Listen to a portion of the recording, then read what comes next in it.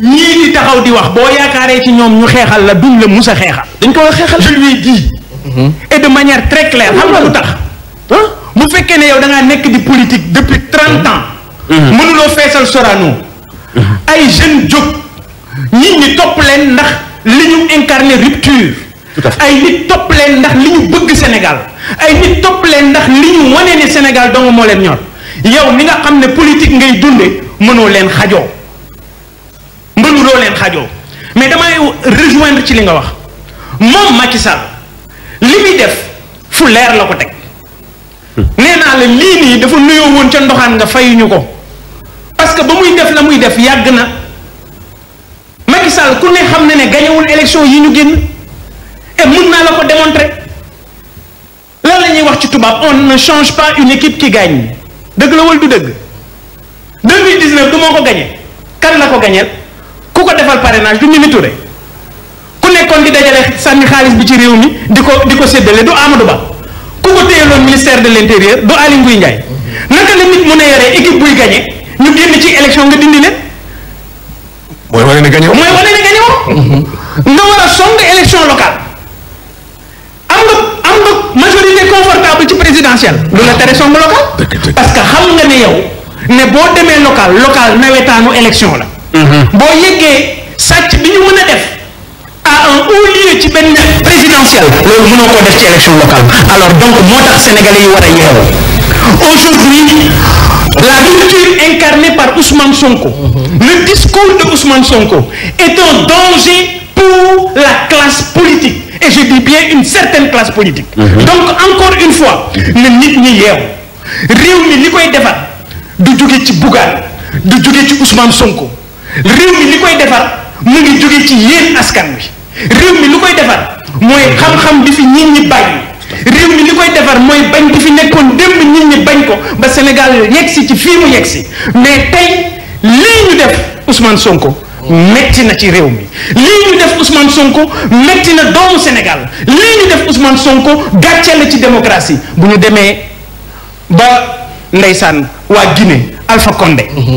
di gaaruwaale Sénégal naan am na réew yi woote démocratie di tëj seeni opposants man dama am gàcce et je te jure je fais partie de ces gens qui se sont battus pour mettre Macky Sall aujourd'hui là où il est nous nous sommes tous battus ku ci nekk nga wàcc sa ànd dem xeex ngir liñ fi doon bañ muy 3e mandat ñu bañoon ko mettre Abdoulaye Wade moom Macky Sall war naa xam ne loolu duñ ko may te lépp loo xam ne teg na ko ci yoon bi danañu jàkkaarloog moom lu mu baax incha allahu rabbi danañ ko ngeer mën nañu tëj Ousmane Sonko mën nañu néewal doole Ousmane Sonko mais comme je dis encore une fois il y a 12 millions de Ousmane Sonko au Sénégal nga xam ne ñoo ngi Sénégal loolu dinañ si ñëwaat am na benn avocat bu pool d'avocat ci bu Ousmane Sonko maître Etienne Dione mi ngi nekk en ligne ñu ngi lay nuyu. dañ ma wax léegi ne dafa am ay waa APR yu dem Ndar suma kër yaay taxaw fa di ko saaga ak di ko wax ay wax yu ñaaw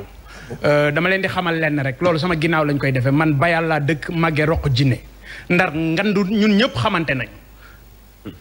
nañu fexe rek ba bu ma jàkkaarloog ñoom ñu wax ko may dégg wala ñu jëkkati may dégg du ma woo garde du corps te xam nañ ne man mun naa ko jëfal sama bopp man bayal te jigéen laa yaroo falaa màgge te lépp li ma def Ndar laa ko defee donc xamante nañu li nga xam ne moom moo am solo encore une fois dama ne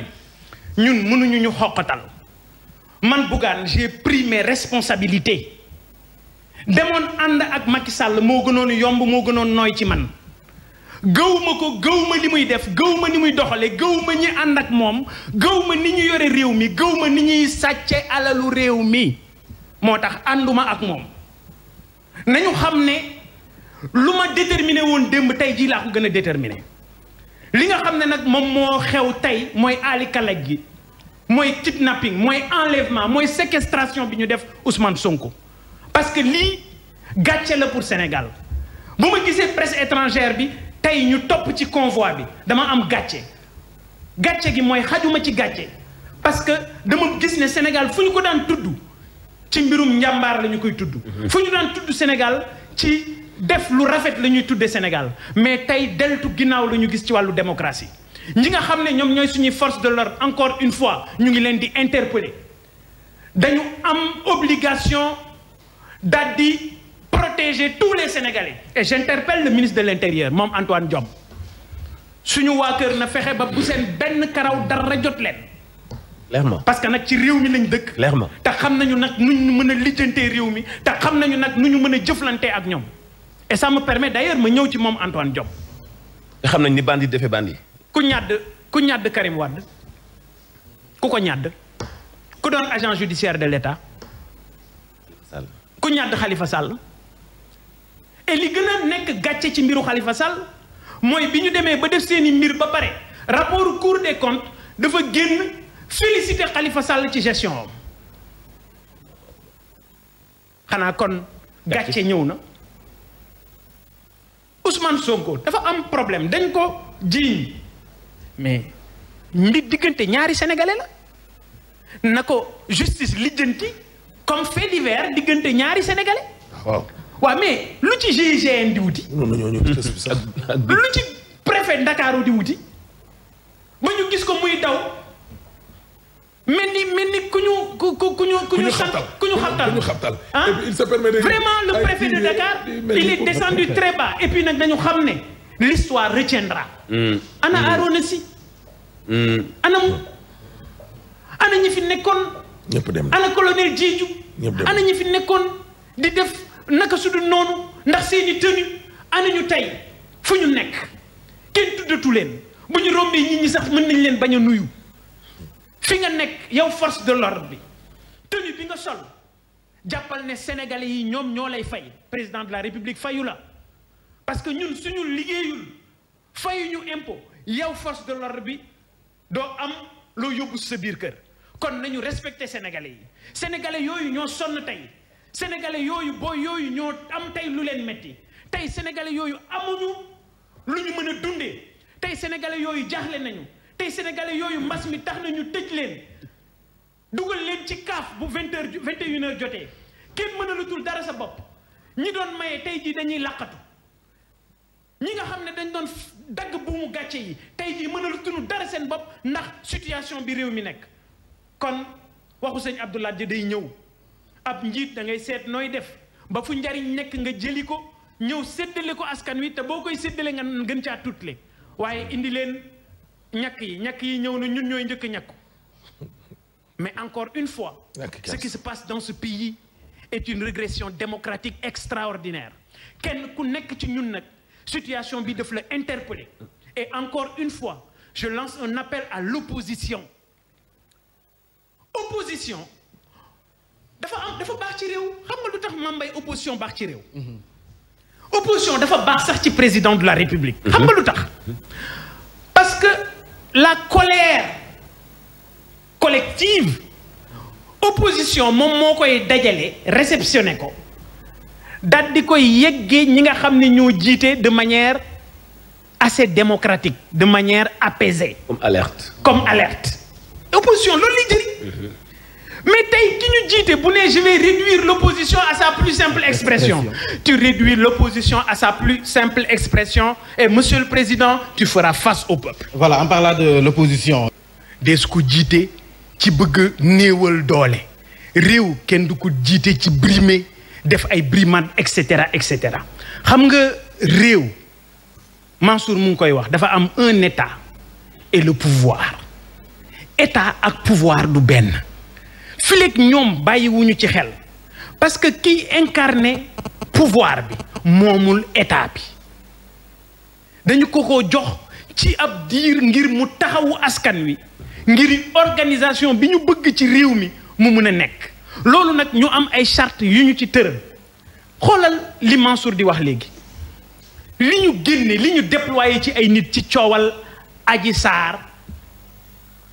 moom bu ko coow li jibee sax ma xam ne moom mbër la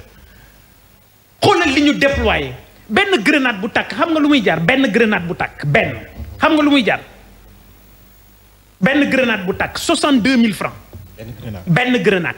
ñaata grenade a takk ci coowal Adji Sarr nit ñi soxlawuñu ko woon nit ñaa ngi am problème mu lekk nit ñi ñu ngi am problème mu naan nit ñi ñu ngi am problème mu faju bërki dem moo njaay rek gis naa ci benn bébé boo xam ne dañ ko dugal ci biir Grand Cœur ñu war koo taxawu 3 fan lañ ci teg mu faatu parce que dafa amoon tab bu rëy bu ñu waroon ko dindil. alors sénégalais yi nekk ci situation yooyu am ay nit yu jël réew mi en otage bëgg di éliminer ay nit xoolal ñun ñu dëkkee cité kër góor gi mënatuloo noyyi tey bi ma yóbbee samay doom école ba noppi di ñibbisi dama ñëw fekk ñu quadriller kër góor gi fooy jaar ñu ne la du fii ngay jaar demal wëri feneen. da nga dëkk ci koo xam ne da nga ko woo mu war a wuy ji moom Ousmane Sonko jël ay otoom ànd ak ay nitam ne day wuy ji gendarmerie ñu utiliser leen ñu arrêté ko bloqué escorte bi mu toog ci biir otoom ñu ñëw ne ko yow da nga indi trouble à l'ordre public. te wàccul sa oto. te wàccul ci biir oto bi. ma ne tooñ baaxul li ñu bëggoon mooy toroxal Ousmane Sonko li ñu bëggoon mooy kàddu ga mu njëkk a wax ne du ma dem ñu fekk ko këram jëflanteeg moom toroxal ko ci kanamu njabootam ci kanamu jabaram ak ay doomam. ba ma fa demee samedi dama bokk ci nit yi ko wax ne ko sañ ngaa bañ sañ ngaa nangu waaye loo ciy def na tegu ci yoon parce que ñii nga jàkkaarlool sa torox tànge dong la ñu bëgg.